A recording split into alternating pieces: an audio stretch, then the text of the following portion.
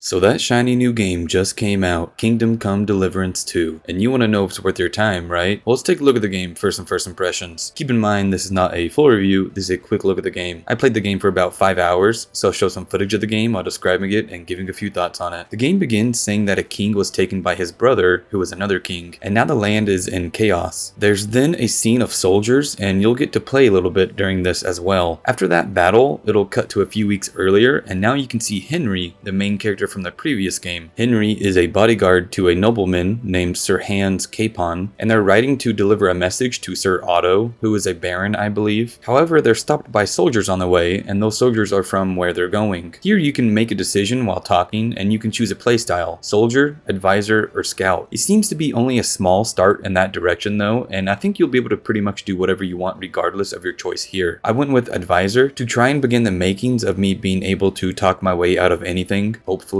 eventually, in the future. The patrol leaves to look for bandits, and your group makes camp with plans to deliver the message tomorrow morning. Here at the camp is where I did a few different things. First, I looked at the menus for this game, of which there's plenty, and I spent a good amount of time reading through all of them. You have a map, which shows where you are, as well as quests and other markers. Journal, which is all of your main quests, side quests, and tasks. Inventory, which is where you can view all of your items and equip your gear. Player information, which is where you can view all of your stats and use perks to upgrade your skills. There's also a crafting tab where you can see what ingredients are needed for a certain item, as well as the steps to take to actually make that item. And finally, codex, which is just various information. The inventory has a weight limit, and also you can view how much money that you have in there. You can also eat and drink items directly from your inventory. All gear has stats on them, and there's a lot of different items that you can equip at once. Also, you can switch between 3 presets in your inventory. You can customize each one how you like. So you could have fancier clothing and an axe on one preset, or dirty, bloody armor and a sword, for example, on the second preset. Player information has a whole lot of information to read through, but the main use of it is when you earn perk points. They can be used for upgrading skills, stats, and warfare. Here's a couple of things in each category that you can upgrade, for example: speech and strength and stats, horsemanship and stealth and skills, and swords and heavy weapons on combat. There's more than those that I said in each category, but you'll need to read each one to really understand how each stat will affect you. There's a few more tabs that you could look through, but enough with the menus. After I looked through all of that, there's a couple more things that I did in the camp. First, I played dice with a soldier. I was losing over and over trying to understand the game, but I eventually got the gist of it, sorta. I still don't understand everything about it, but it was enough to win the game and finish a little side quest of feeding your dog, Mutt. Later on in the game, I played dice a few more times, and it's pretty hard. It seems almost entirely luck-based, unless you have weighted dice or something. After that, Capon will want to practice the sword with you, and you can get a little taste of how combat feels. So far, combat has been attacking from various directions, blocking, and parrying. It feels fine to me, but stamina will run out quick, so be sure not to go too hard in battle without resting, because you'll need stamina to defend as well. After sword practice, Capon wants to bathe in the water, so you join him as his bodyguard. While in the water, he hears women and wants to go investigate, so the both of them just crouch walk over there to spy on the girls. However, at this moment, their camp was attacked by bandits. All of their soldiers were killed, and a bandit was attacking a girl, so Henry called out for him to stop. That was a bad move, and now the bandits started to chase them. After running away, eventually Henry's dog Mutt makes a surprise appearance and attacks a bandit that was attacking Henry. Henry ends up falling off the cliff with the bandit he was fighting, but lands on top of him and lives. He becomes pretty delirious, but Capon gets them both to a cabin in the woods. A bandit followed them to the cabin, and Capon was also injured. The old woman in the cabin, and to a lesser extent her daughter, helped patch the two of them up. Here in this cabin, you also learn the basics of alchemy, as you have to brew medicine for Capon. There's also other trades that you can do, like blacksmithing, but I've yet to reach a point in the game where I can even try that. At this cabin, I did several things. I ate food, I bandaged myself to stop my bleeding, I picked different ingredients from the ground for the medicine I crafted for Capon, I put on fresh clothing, I washed myself, and a bit more. But one thing that you'll need to do pretty often is make sure that you're wearing good clothing and that you're washed, as people will comment on your looks and smell. You'll also need to keep track of your health and hunger. Most food items will grow rotten after a time in your inventory, so you need to always have more food. Health does not regenerate either. You'll need to use potions, eat, drink, sleep, or use a bathhouse service. Speaking of bathhouses, I came across one later on in the game, and there was an option to get pleasant company while you bathe. I can only assume that a lady will do something freaky with you while you bathe, but that costs 61 currency, insane prices. So I have no idea how sexual this game gets, but that's what I've seen so far. This game actually has some humor in it too, because when they get to the gate to finally deliver their message, the guards just assume that they're filthy beggars and throw crap on them.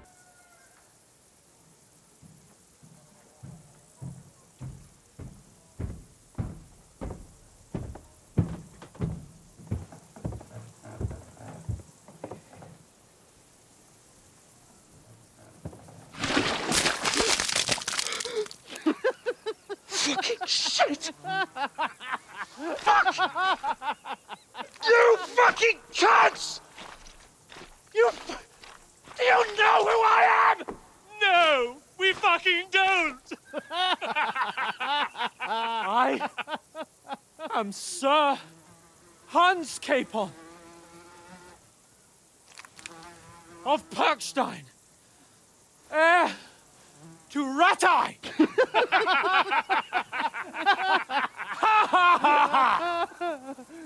Now, look here, you filthy beggar! They do not get in and have to go back to the little town nearby. They have almost no money, so they get poor quality food and then also have to work to pay it off, of which Henry does it all, as Capon is a bit of an entitled douche. Surprisingly, one of the girls from the water is at this town. Henry tries to talk to her, but she seems to really not want to talk at all. But she does say that there's a wedding where Sir Otto will be, so maybe Henry and Capon could deliver their message there if they somehow get invited to it. As I'm then playing as Henry and working off the food debt by carrying bags, I tried stealing items from inside the building. The lady went in there and left, and then as I went in to steal again, she came back in, but she didn't even catch me as I was stealing. I was just standing there after the fact, and she somehow knew that I had been stealing. It seems that in this game, they don't even need to see you steal. They're smart and will assume things. So since I'm in the same location something just got stolen from, she seems to have assumed that it was me. This super sucks, but it's also really cool to see in a game. The guards came after me, so I just reloaded a save and made sure not to steal the second time around. Capon gets into a fight as Henry is moving the heavy bags. Henry joins the fight and then the guards show up. Henry and Capon are placed into stockades in the middle of the town and are kept there all night. At this point, I had several dialogue options with Capon and I decided to call him out on his crap. When they are freed in the morning, they both go their separate ways, but both with the same goal of getting an invite to that wedding so that they can deliver their message. I have no idea if they'll end up making amends in the future or not, but I assume that they will. At this point, I was playing by myself and now I can freely roam the map. I could follow the main mission or start doing side quests. I decided that the first thing that I would do is find this Tomcat fellow someone mentioned who can train me on the sword. I ran all the way there, which sucked. I could have stolen a horse, but I was scared that I would get in trouble. When I did get there, I got a single free lesson and all the others cost 100 currency. It seems I came here too early in the game as I had like 3 currency total. After my free lesson, I went on another side quest of finding Mutt, Henry's dog. However, I then discovered other quests while doing this. I found people to buy and sell items to, and you can haggle the prices if you want. I also came across a guy wanting to play some dice, so I did, and I lost 10 of my currency. His turn was kinda insane. He got 1000 points in a single turn, so I rightly got up and I hit him with my sword. Unfortunately, I was unprepared for actual combat. I just assumed that he would die in a couple hits. Instead, it was me who died in a couple hits. I also came across a random fellow on the road, and it seems that he lost the message that he was supposed to deliver, so he told me to punch him so it looked like he got robbed instead. I thought that was random and kinda funny. I do eventually get back to the quest of finding Mutt, but as I'm walking down the road, I see people nearby. They tell me to move on, but I was just kinda standing there looking at them, trying to figure out who they are, and then they attacked me. I died yet again and had to redo all of the things that I just did because I did not save the game. I was super upset that I died twice and I did not save. So this time around I said screw it and I stole a horse. I'm not running everywhere 3 times in a row. I came across a cart that had cabbage spilled out, so I stopped and took the cabbage. Food is food after all. But when I turned around, the horse that I stole was gone. It seems that a stolen horse will automatically begin walking back to where it came from once you get off of it, after a delay of like 10 or 15 seconds. That is no good, but I made do. I stopped here and there for only about 10 to 15 seconds to speed through a chat, and then each time I'd have to run after the horse to get it. After making a few more stops and getting more side quests, I do get to the next mission for Mutt, which is asking a person if he's seen him. After I talk to him, I now have yet another location to go check for Mutt. However, I decided to stay at this guy's house and sleep in his bed. When I woke up, that guy was pissed. I had a few options to deal with this situation. I could pay a fee of 25 currency. Heck no, I'm poor. I could let the bailiff punish me. Again, super no. And then there was, let's talk about this. Can't you forgive me? And you'd better forget about it. Those last 3 options are based on your levels in those skills. And I tried one and I failed, so I just knocked him out and robbed him. Me, a lowly man in this world who just wanted a place to sleep. This was obviously his own fault. I got off of the game after this as it had been 5 hours. Somehow. I've done almost nothing in this game, it feels like. Made almost no progress progress, but spent 5 hours playing. Part of that was dying and not saving a couple times, and also running across the map instead of just stealing a horse. Still though, I kept finding more and more side quests to do, which just kept upping the time that I was on the game. Gameplay wise, this game is pretty darn good. The quests that I've barely done seem good so far, the combat is good, the horse riding is fine, but what I liked the most were the NPCs, how they can figure out who stole items. I just think that's so cool. You can sneak around and also pickpocket people, or use lockpicks to open chests, but I didn't try any of that stuff. Graphically, this game is actually really good looking. When I first saw it, I was kind of reminded of the recent Indiana Jones game, which also looks really good. Surprisingly, the optimization on PC is also really good. I played on the ultra settings at 1440p, DLSS on quality, and had almost no stutters whatsoever. I had no glitches or any other issues. It was just very smooth to play. This seems like it'll be quite a long game if you do all of the side quests, which I plan on doing. So far, I'm really enjoying this game. I've barely progressed through the story, but already there's so much to do. If anyone's interested in this game, I'd say it's worth it to buy and play. Go and have fun in the medieval times. Though that's my personal opinion. Whether or not this is your type of game, I'll see you on the next one.